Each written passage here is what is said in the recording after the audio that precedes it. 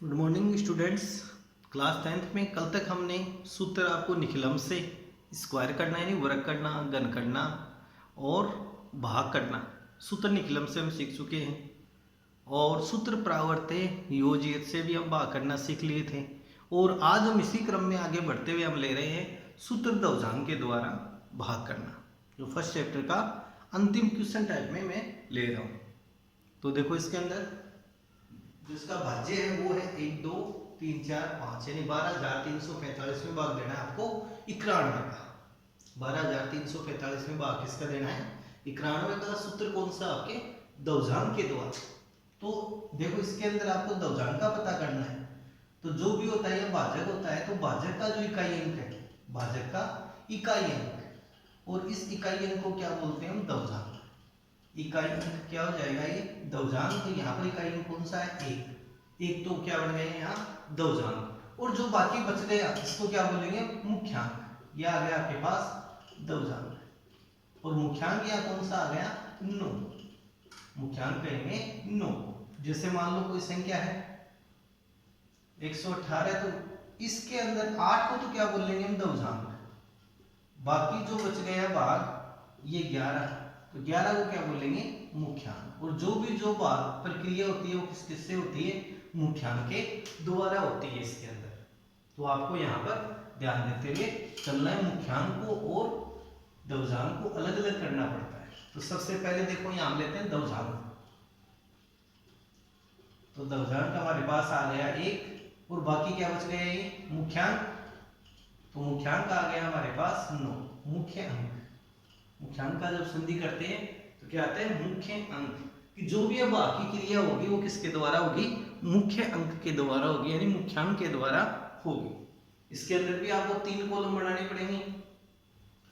First column, second column और third column. ये first column, second और थर्ड।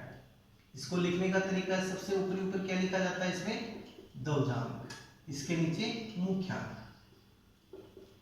ये भागफल का खंड, इस खंड में क्या लिखे जाएंगे?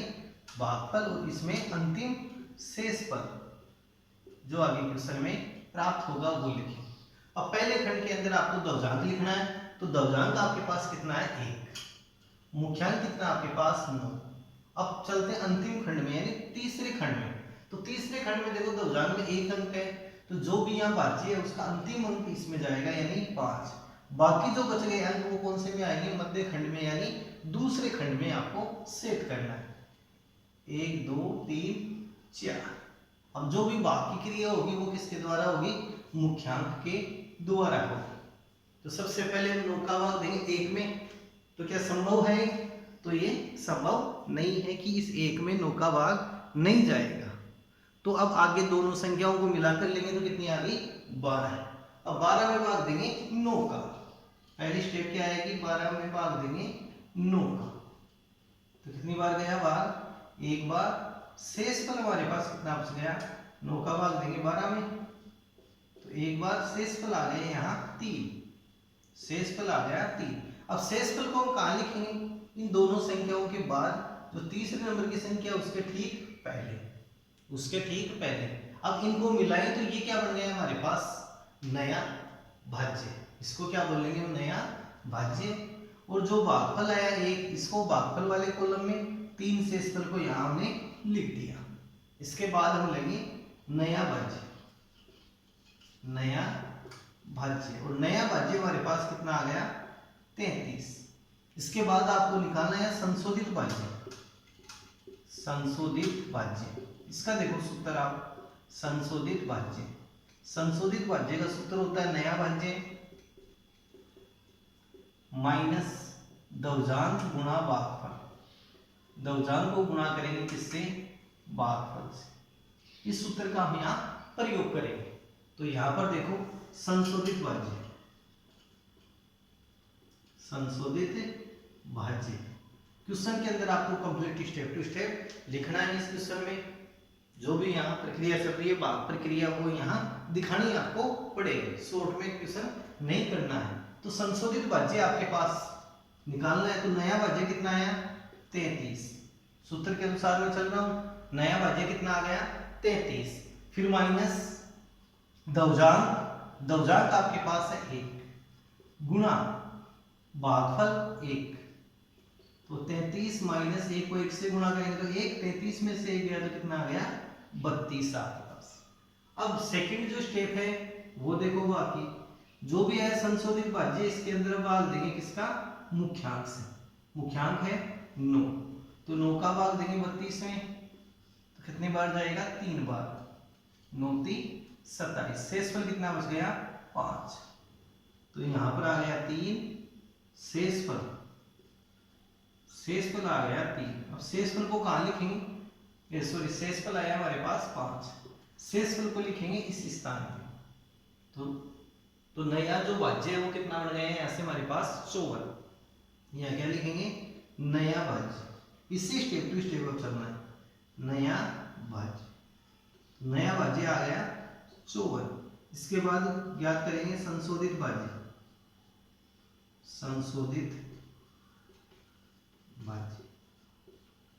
और संशोधित भाज्य का सूत्र हमारे पास क्या होगा, जो यहाँ उपरोक्त लिखा हुआ है संशोधित भाज्य के बराबर नया भाज्य माइनस दवजांक गुणा भागफल।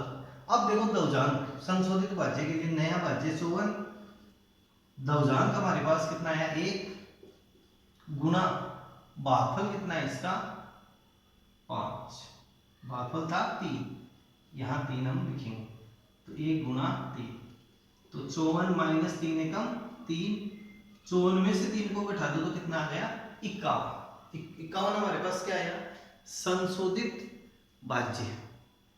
अब आपको 51 में भाग देना है किसका मुख्यांक से, और मुख्यांक हमारे पास कितना है 9, मुख्यांक कितना है 9, और स्टेप नंबर 3। और ये बात प्रोसेस आपको कब तक करनी है कि जब तक शेषफल है वो लास्ट वाले कॉलम में न चला जाए, लास्ट वाला कॉलम में नहीं थर्ड कॉलम में जब तक शेषफल न पहुंच जाए तब तक ये बात प्रक्रिया जारी ही रहेगी। अब तीसरी स्टेप में 51 में भाग देना है हमारे को 9 का मुख्यांक का, तो 9 5 45, शेषफल कितना आ गया आपके पास 6, शेषफल आ गया 6, शेषफल को कहाँ लिखेंगे अंतिम खंड में, यानी अंतिम जो इसका कॉलम है उसमें, और अंतिम खंड में पहुंचते ही आपको यहाँ पे संशोधित भाज्य की जगह निकालना पड़ेगा अंतिम शेषफल,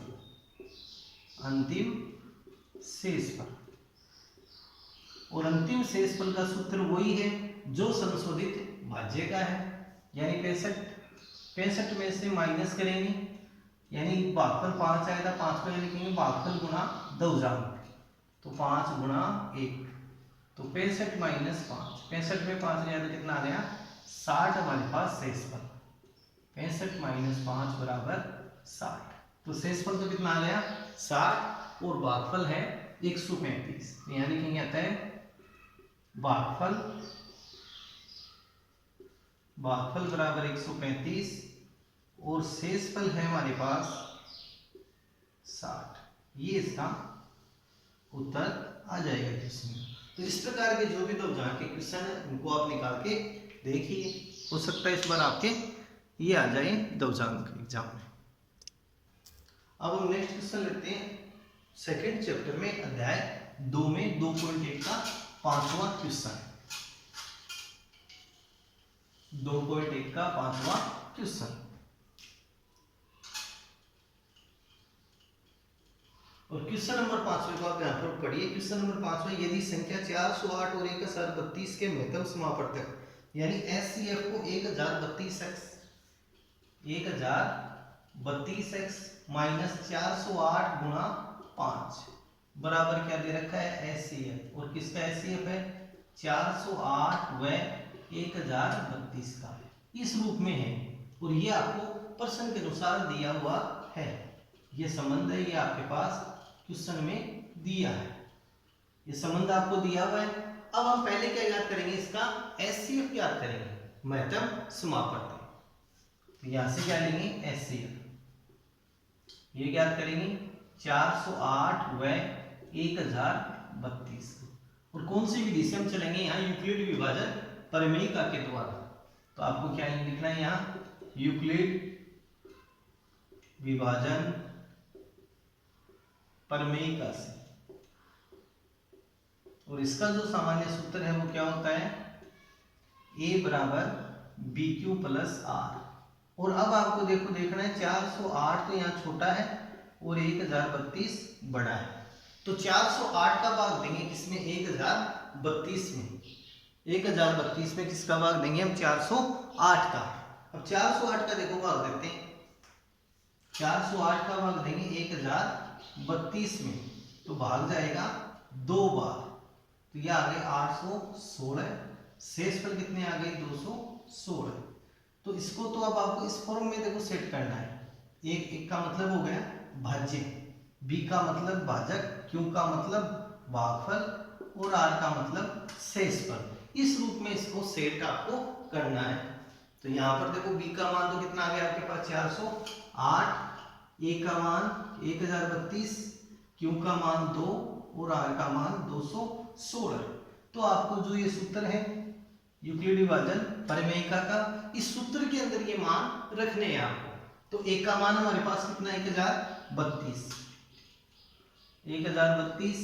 बी का मान हमारे पास कितना है, 2, बी की जगह कितना है, ये 408, क्यू की जगह हमारे पास है 2 और आर का मान है 216।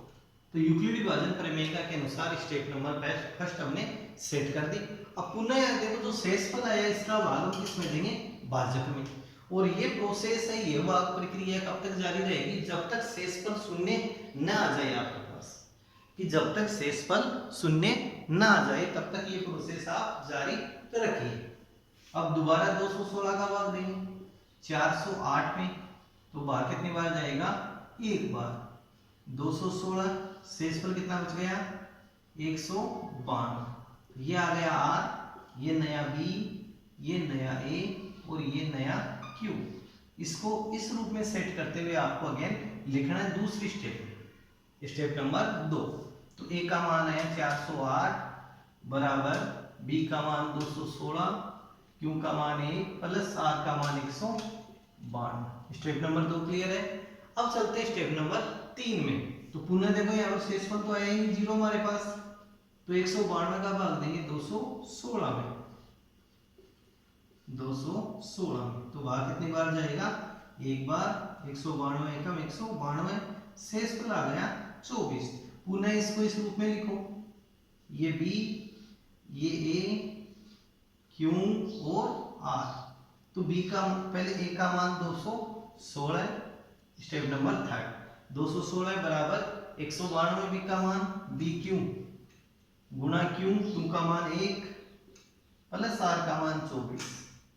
अब स्टेप नंबर है नेक्स्ट। अब 24 का भाग दो आप 192 में, यानी जब तक शेषफल ना आए तब तक भाग प्रक्रिया जारी ही रखनी है आपको। अब 24 का भाग देंगे 192 में, तो 8 बार कंप्लीटली चला जाएगा। तो 192 में शेषफल इस बार क्या आ गया, 0। तो इसको दोबारा क्या बोलेंगे, बी, ये आ गया ए का पद, ये क्यू का पद और ये आर का मान 0। यानी कि जब तक 0 ना आए तब तक ये प्रोसेस आपको जारी रखनी है। तो ए का मान आ गया 192 बराबर 24 गुणा 8, बी का मान 24, क्यू का मान 8 प्लस 0। तो अतः इसका एचसीएफ हमारे पास क्या आ जाएगा, अंतिम जो भाजक है, अंतिम भाजक कितना है 24। 24 के कारण तो शेषफल 0 है, तो अंतिम भाजक ही इसका एचसीएफ होता है, यानी एचसीएफ कितना आ गया 24। अब एचसीएफ 24 का मान यहाँ आपको रखना है। हमारे पास ये कितना आया था 24, तो 24 हम यहाँ रखेंगे। एचसीएफ 24 यानी 1032x, इनको गुणा करके लिखो तो 2040 और एचसीएफ कितना आ गया आपके पास 24।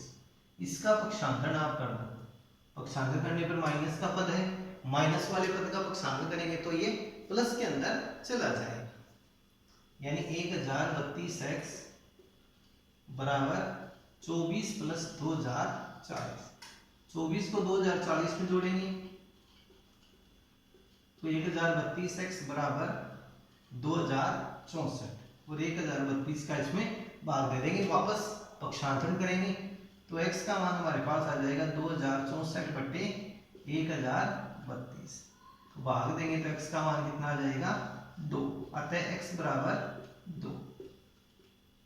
तो इस टाइप का जो क्वेश्चन है वो 3 नंबर का आ सकता है। इसके पहले के एग्जाम्पल हैं वो भी आपको निकालने। एग्जाम्पल है बड़ी से बड़ी संख्या छोटी से छोटी संख्या वाला एग्जाम्पल है आपके।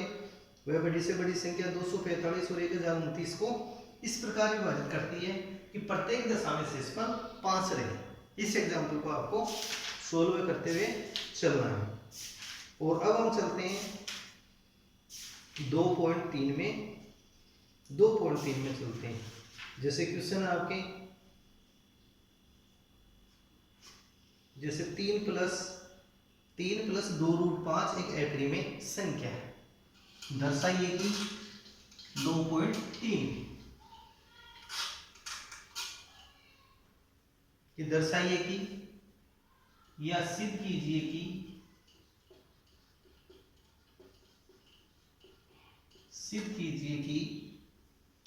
3 प्लस 2√5 एक अपरिमेय संख्या है।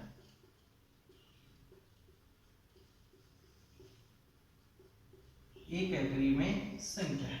तो यहां पर सबसे पहले आपको क्या लेना है, अपरिमेय है, इसका विपरीत क्या बनेगा, परिमेय। तो हमारे को इस कंप्लीट संख्या को परिमेय मानना पड़ेगा और हम इसको सिद्ध करेंगे विरोधोक्ति के द्वारा। विरोधोक्ति के द्वारा इसको सिद्ध करेंगे क्वेश्चन को। तो इसके हल में देखो तो यहाँ क्या लिखेंगे, माना कि 3 प्लस 2√5 एक परिमेय संख्या है। इसका उल्टा मानते हुए चलना है इस क्वेश्चन में।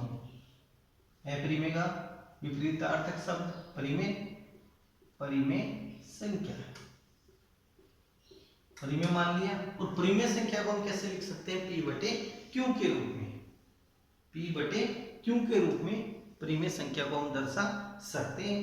तो आपको इसको P/Q के रूप में दिखाना है। किस रूप में दिखाना है, P/Q के रूप में। और P और Q जहां पर हम पूर्णांक मान सकते हैं या उनको सहभाज्य हम कह सकते हैं। P और Q जहां पर क्या होंगे, सहभाज्य। तो यहाँ लिख सकते हैं इसके दो पूर्णांक P व Q हैं। इसके दो पूर्णांक P व Q। P और Q भी मान सकते हो आप, A और B भी मान सकते हो। तो 3 प्लस 2√5 बराबर P/Q के रूप में। इस 3 का इधर पक्षांतर कर दो आप सबसे पहले। तो 3 यह किस रूप में है, प्लस में है, तो किस में इसको भेजेंगे, माइनस में। तो 2√5 बराबर P/Q माइनस 3। इसके नीचे एक मान लिया, लघुत्तम लिया Q। तो 2√5, Q से Q कैंसिल हो गई, P माइनस एक का भाग देंगे Q में, तो Q को 3 से गुणा कर दो तो 3Q। अब यहाँ 2 को भी वजन गुणा कर सकते हैं। तो √5 बराबर क्या आ गया, P माइनस 3Q/2Q। तो देखो P भी हमारे पास पूर्णांक है और माइनस 3Q भी पूर्णांक है। इसमें भाग दे रहे हैं 2Q का। तो देखो पूर्णांकों का जोड़ बाकी गुणा भाग, पूर्णांकों का जोड़ बाकी गुणा भाग बराबर क्या रहता है, परिमेय संख्या है। तो अतः हम क्या लिखेंगे, परिमेय संख्या। यानी ये जो पूर्णांक है P माइनस 3Q/2Q। तो ये पूर्णांकों का यहाँ पर क्या है, माइनस हो रहा है, फिर इसका भाग लग रहा है। यानी जोड़ बाकी गुणा भाग करते हैं पूर्णांकों का। तो हमारे पास क्या आता है, परिमेय संख्या। तो अतः ये कंप्लीट आप ले लो, 3 प्लस 2√5 एक परिमेय संख्या है। तो पहले तो इसको हमने क्या सिद्ध कर लिया, यहाँ परिमेय संख्या। और अब इसका आपको विरोध दर्शाना है। अब इसका क्या करना है, विरोध दर्शाना है। और विरोध करेंगे तो 3 प्लस 2√5, यानी कि देखो जो हमारा कथन है, यानी इस कथन का क्या हो रहा है, विरोध प्रकट होता है। हम यहां लिख सकते हैं कि हमारी उपरोक्त परिकल्पना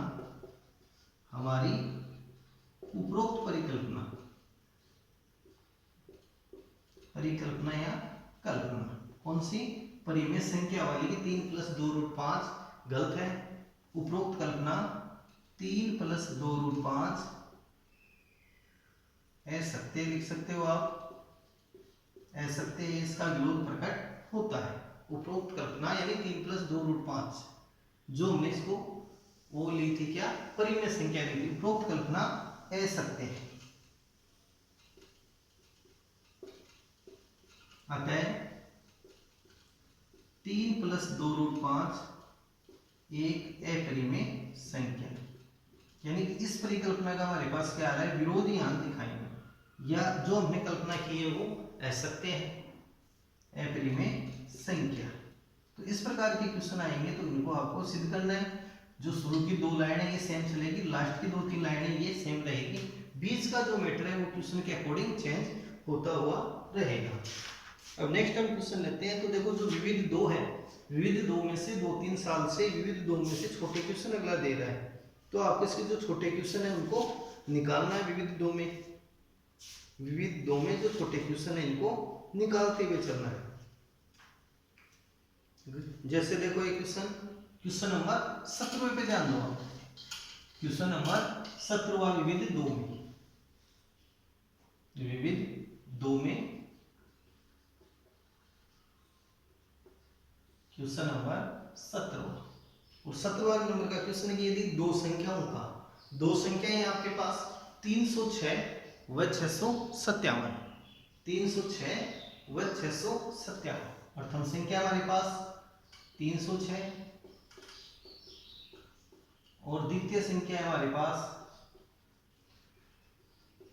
657, और इन दोनों संख्याओं का आपके पास महत्तम समापवर्ती यानी एचसीएफ कितना है, 9, और निकालना है क्वेश्चन में क्या, एलसीएम। निकालना है क्या, एलसीएम।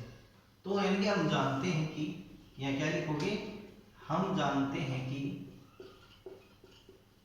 अब इनका संबंध ले लो, एचसीएफ गुना एलसीएम, यानी कि एलसीएम और एचसीएफ का जो गुणनफल है वो किसके बराबर होगा, संख्याओं के गुणनफल के बराबर।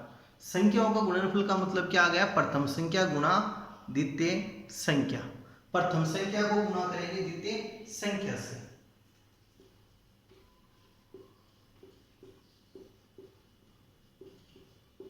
प्रथम संख्या गुणा द्वितीय संख्या, यानी संख्याओं का गुणनफल।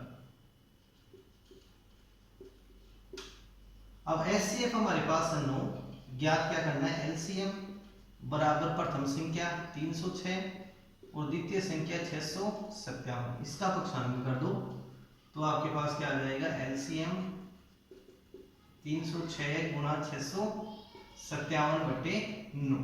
इसमें आप 9 का भाग दे दो 657 में या 306 में, तो ये दोनों ही 9 से विभाजित होने वाली संख्याएं हैं। तो 9 का भाग किसमें दे रहे हैं, 657 में।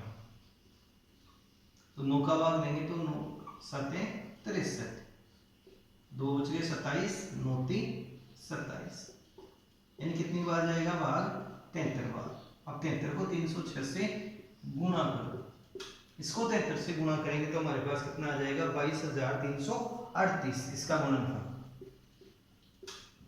तो अतः इसका एलसीएम लास्ट में क्या लिखोगे, अतः एलसीएम बराबर 22,338, ये आ जाएगा आपके पास। तो इस रूप से आप इसको निकाल सकते हो।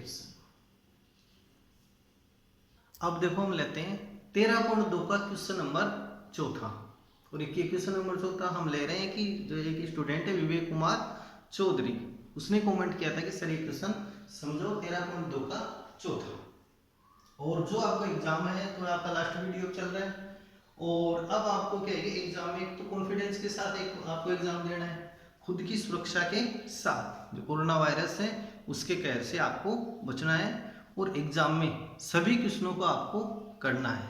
एक आप आत्मविश्वास के साथ यानी कॉन्फिडेंस के साथ आपको एग्जाम देनी है। सभी बच्चों को एग्जाम के लिए बेस्ट ऑफ लक।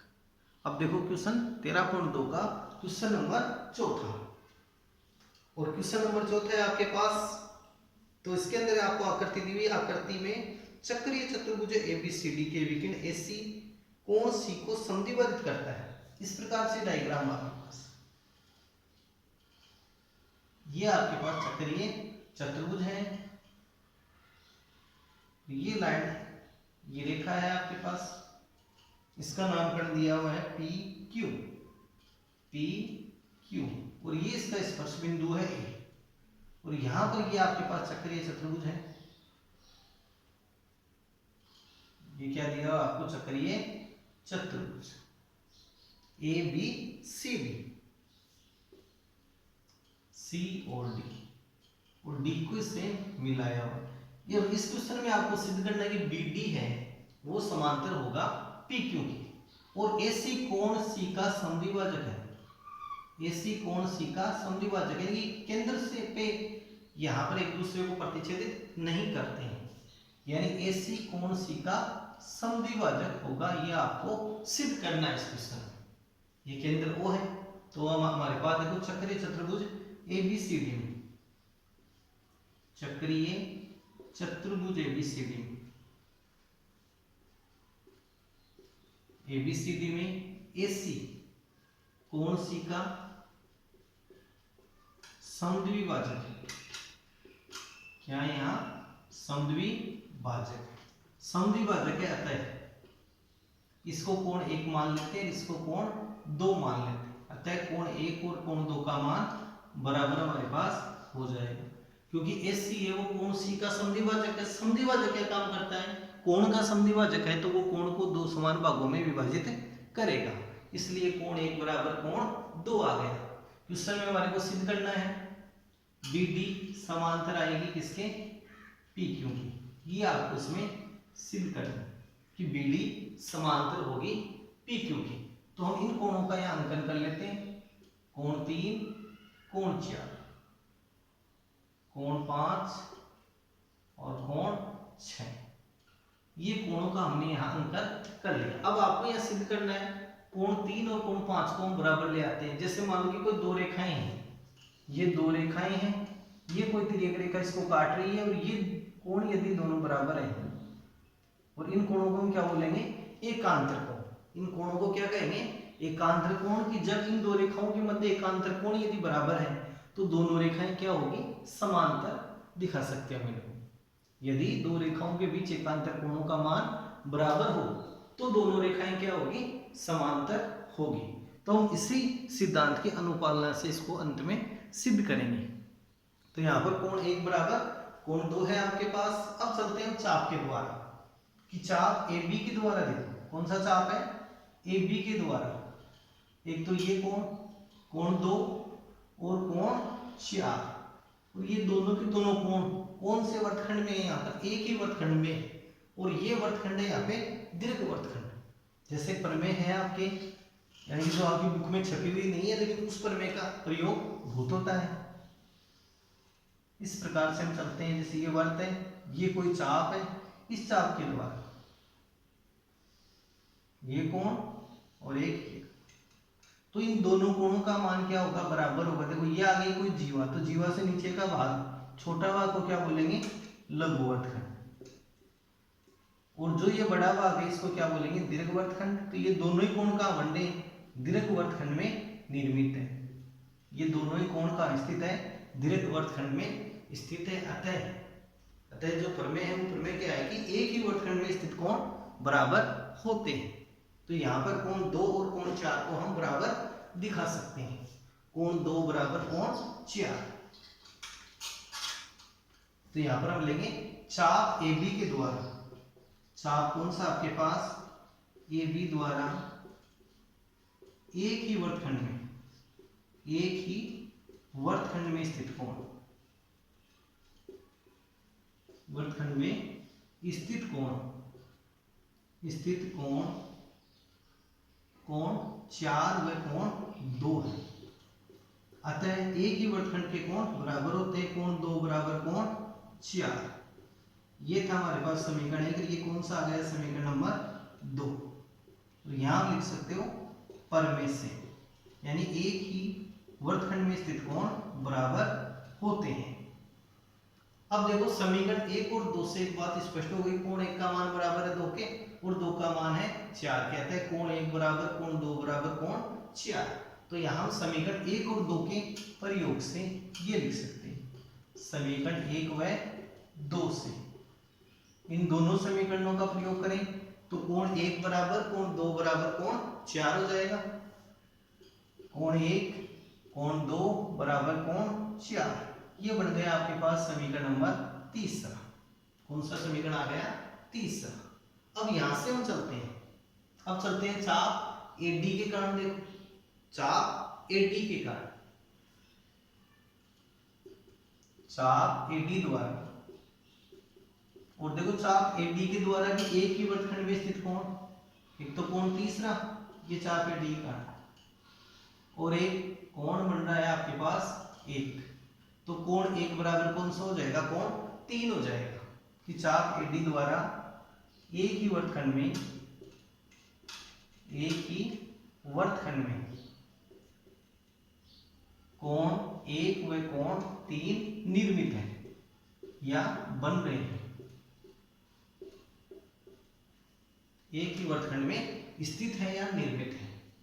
कौन से, चाप एडी के द्वारा भी, देखो ये तो हो गया लघु वर्तखंड, ये कौन सा हो गया, दीर्घ वर्तखंड, तो ये दोनों कोण कहाँ स्थित है, दीर्घ वर्तखंड में स्थित है, तो इन दोनों कोणों का मान भी क्या होगा, बराबर, कोण 1 बराबर कोण 3।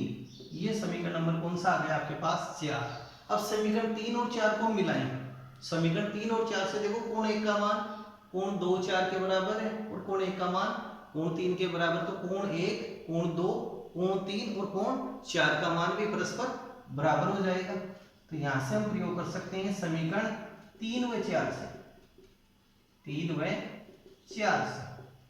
इस क्वेश्चन में ज्यादा समीकरण बनते हैं और समीकरणों का यहाँ संबंध सेट करते हुए आपको चलना है। जैसे हमने समीकरण 1 और 2 का संबंध लिया तो 1 2 4 कोणों को बराबर कर लिया। अब समीकरण 3 और 4 का प्रयोग करेंगे तो समीकरण कोण 1 2 3 और 4 का मान बराबर आ जाएगा। देखो कोण 1 का मान 2 और 4 के बराबर है, कोण 1 का मान 3 के बराबर है, अतः कोण 1 2 3 और 4 का मान भी बराबर होगा।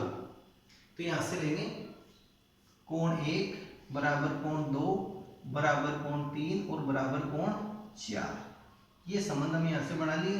ये बन गया समीकरण नंबर 5। ये कौन सा बन गया आपके पास, समीकरण नंबर 5। अब नेक्स्ट हम लेते हैं, अब नेक्स्ट स्टेप में आपको लेना है आगे। अब देखो नेक्स्ट स्टेप में हम चलेंगे कोण 5 और कोण 4 का मान बराबर है, तो ये दोनों एकांतर वर्तखंड में स्थित है। इन कोणों को क्या बोलेंगे, एकांतर वर्तखंड के कोण, कोण 4 और कोण 5। कोण 4 बराबर किसके है, कोण 5 के, कारण क्या होगा, एकांतर वर्तखंड के कोण,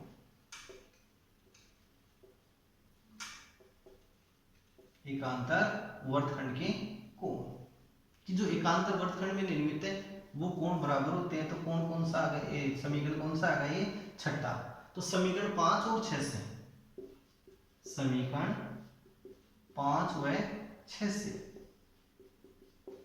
यानी 1 2 3 4 5, कोण 1 कोण 2 कोण 3 कोण 4 और कोण 5। अतः हमारे पास देखो भी यहां से कोण 5 और कोण 3 का मान क्या आ गया, बराबर।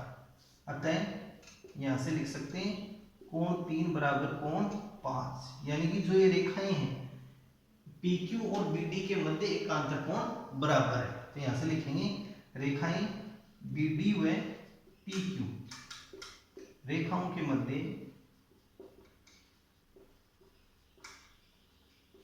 एकांतर कोण बराबर है।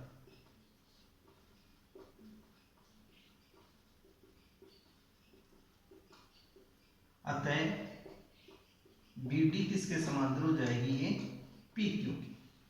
जब एकांतर कोण ही बराबर है तो इनके मध्य स्थित जो रेखाएं हैं वो क्या होगी, बराबर दिखा सकते हैं। तो आपको अब तैयारी अच्छी करते हुए चलना है। 30 जून को आपके एग्जाम निर्धारित है मैथ की।